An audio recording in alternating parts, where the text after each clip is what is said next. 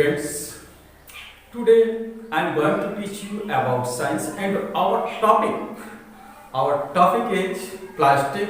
Among them plastic, our main topic is plastic as material of choice. यानी कि plastic हमारे choice के लिए मटेरियल क्यों महत्वपूर्ण है हमारे चॉइस के लिए। सेकंड टॉपिक है हमारा प्लास्टिक एंड एनवायरनमेंट। थर्ड है problems associated with excess use of plastic. Fourth है सम प्रिवेंटिव मेजर्स, यानी कि कुछ उपाय। तो let us start our discuss on plastic as material of choice. There are some important points or there are some properties of plastic which makes our choice, जो हमारी पसंद को बनाता है। Among them first is light weight. Plastic का हल्का होना, clear है? लाइट वेट, गुड स्ट्रेंथ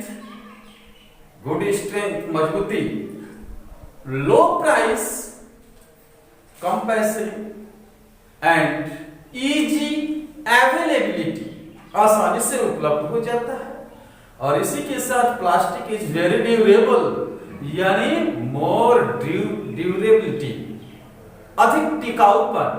ये कुछ ऐसी बातें हैं जिनकी वजह से plastic as a material of our choice. There are some points और some properties of plastic. Due to this properties, plastics as material of our choice, these qualities, these properties is good strength, durability, easy availability, low price, clear है ना, etc. are these qualities for our choice. Clear? दूसरी बात आ जाती है plastic and environment. Plastic और हमारा वातावरण, पर्यावरण। चलिए तो इसके बारे में, there are so many things present around us which are decomposed by the action of microorganism, air and water। एक बार फिर, there are so many substances, materials are present around us which decompose by the action of air, water and microorganisms। हमारे चारों तरफ बच्चों कुछ ऐसे भी, वैसे तो बहुत काफी सब्सटेंस दिखते ही हैं, लेकिन बहुत काफी ऐसे भी हैं जो हवा, पानी और सूक्ष्म जीवों के एक्शन के द्वारा ये डिकम्पोज हो जाते हैं। डिकम्पोज मतलब जो कंपाउंड चीजें होती हैं वो सिंपलर चीजों में ब्रेक डाउन हो जाती है। इस प्रकार की चीजों को these things are known as biodegradable। इस प्रकार की चीजों को हम लोग क्या बोलते हैं? biodegradable। Those types of things which are decomposed by action of air, water and microorganisms known as biodegradable। Clear है? And those types of things which are not decomposed by natural resources like air, water and microorganism, हवा, पानी और micro organism का कोई action उन पर नहीं काम करता है, हम उसे नॉन बायोडिग्रेडेबल के नाम से जानते हैं। उस प्रकार की चीजें, those types of things which are not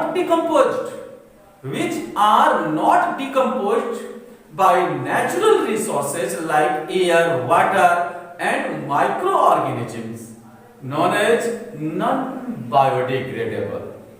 plastic उनमें से एक है। Plastic is non biodegradable. Clear है? Plastic is non biodegradable. For this properties, due to this properties, इस प्रॉपर्टीज की वजह से it is used in various things, making various things like containers, water containers, water tanks, plastics bottles, etc. Chair, मेज, जितने भी चीजें हैं, ये सब। एक बात याद रखें बच्चों, वह बात ये है, प्लास्टिक्स को भूलकर भी न जलाएं। Burning of plastic causes toxic substances or gases.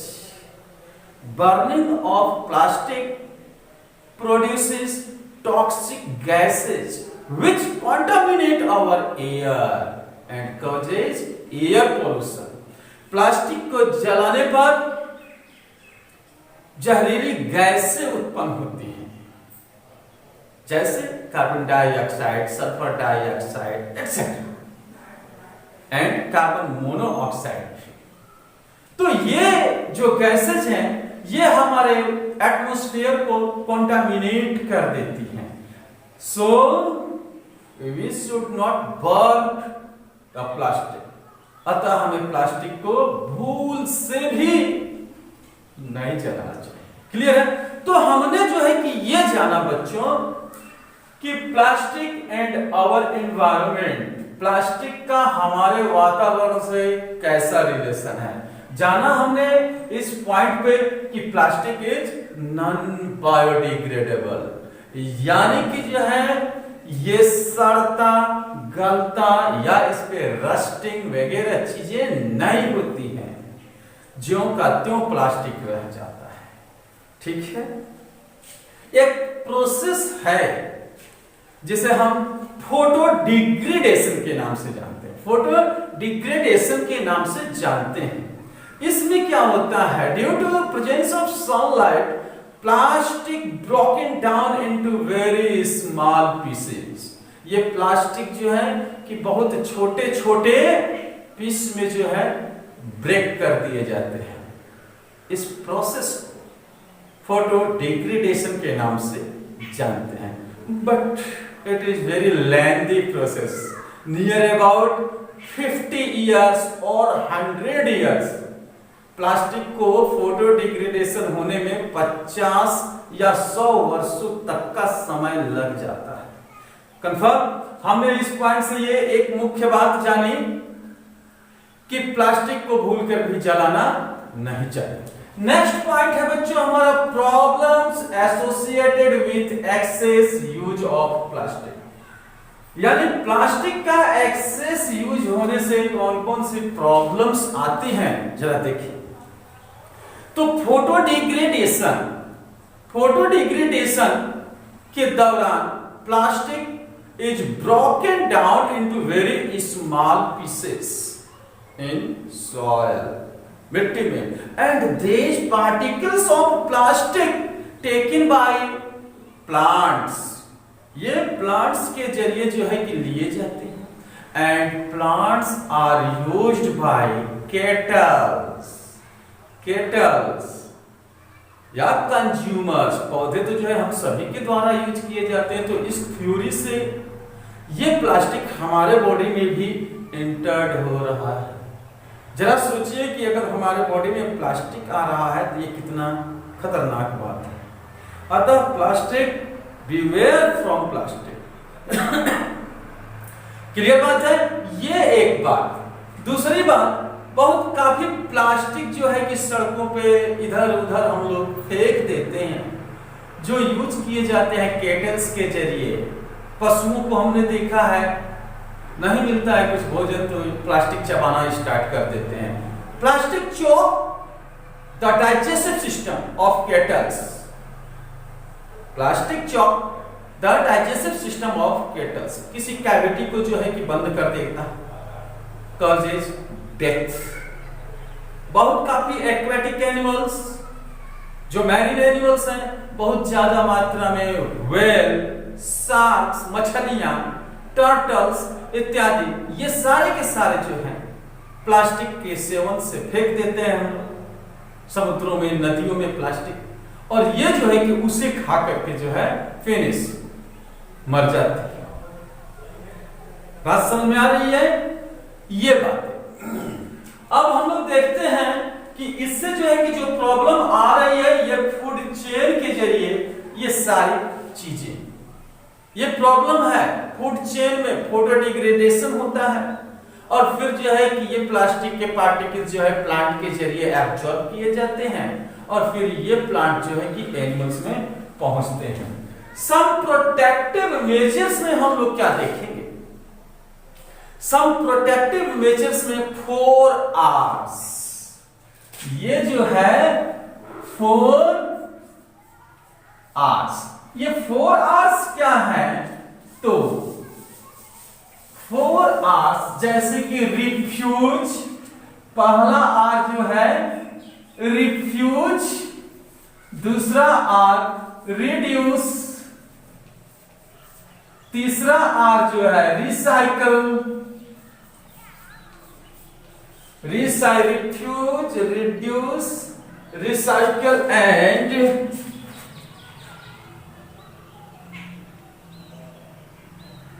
Reuse,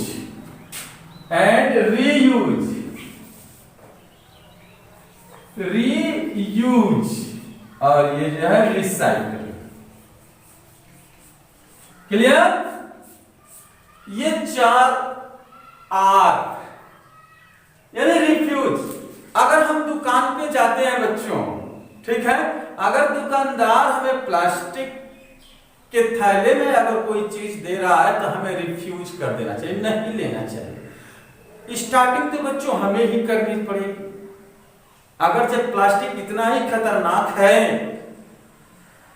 तो इससे जो है कि जो मेजर्स हैं उसे स्टार्ट तो हमें ही करना पड़ेगा, दूसरा कोई नहीं आएगा।